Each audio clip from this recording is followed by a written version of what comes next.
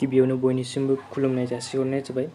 आसा खालामो नोंथांमोना गिख्रंथाव कर'ना भाइरासनिफ्राय गोजानाव दं। दा जों बयबो सोलिबाय थानाय थासारिखौ मिथिखासिगौ। जों जोंनि जिउखौ रैखा खालामनो थाखाय भारत नाङैनो लकडाउन खालामनो गोनां जादों।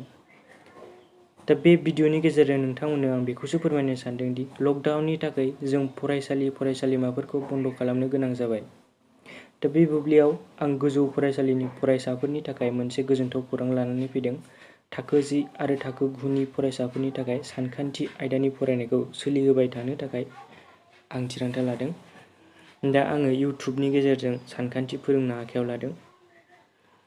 दा बेवहाय आंनि गुबै थांखियानो जाबाय बर' फरायसाफोरनो गोग्गो सोलोंथाइ होनाय। बे हाबाफारियाव हाइ स्कुलाव फरायबाय थानाय फरायसाफोरनि न'खरनि गारजेनफोरनि हेफाजाब नांगोन। मानोना जोंहा हाइ स्कुलाव फरायबाय थानाय गथ'साफोरनि आखायाव मबाइल थाया आरो बियो मबाइलखौहाय मिसइउज खालामनो गिनांगौनि खोथा थायो। बिनि थाखाय साफ्रोम गारजेननिसिम आं गुरैयै खावलायनो सानदों, नोंथाङा नोंथांनि फरायसानि गोग्गो सोलोंथाइनि थाखाय गथ'सानो 1 घन्टासो सम हो, जाहाथे नोंथांनि गथ'आ मबाइलाव सोलोंथाइनि आयदानि सायाव भिडिअ नायनायनि सोलाय गुबुन गेमफोर एबा गुबुन फानि भिडिअसफोर एबा मुभिसफोर नायबाय थायाजासे सोलोंथाइ लाबाय थायो।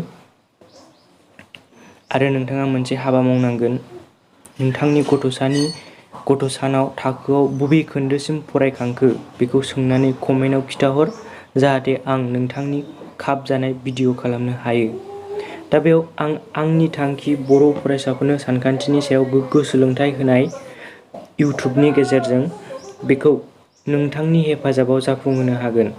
नोंथाङा भिडिअखौ शेयार खालाम, हाइ स्कुलाव फरायबाय थानाय गथ'सा थानाय गारजेन एबा बिदा-बिब' बिथांमोनखौ टेग खालाम, जाहाथे बिथांमोनहाबो बे सुबिदाखौ बोजबना लानो हायो। दा नोंथाङा बे भिडिअखौ फेसबुकआव नायदोंब्ला गोजौनि केपसनआव चेनेलनि भिडिअनि लिंक मोनगोन आरो इउट्युबआव नायदोंब्ला डेसक्रिपसनाव मोनगोन। दा बे भिडिअखौ आं सेम्पोल महरै आपल'ड खालामनाय जादों।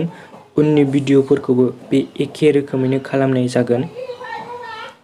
एसेनोसै। जोबनायाव नोंथांखौ फिन सानखान्थि मुलुगनिफ्राय गोग्गो देहानि थाखाय गाहाम हामलायथि जासिहरनाय जाबाय। गोजोन्थों।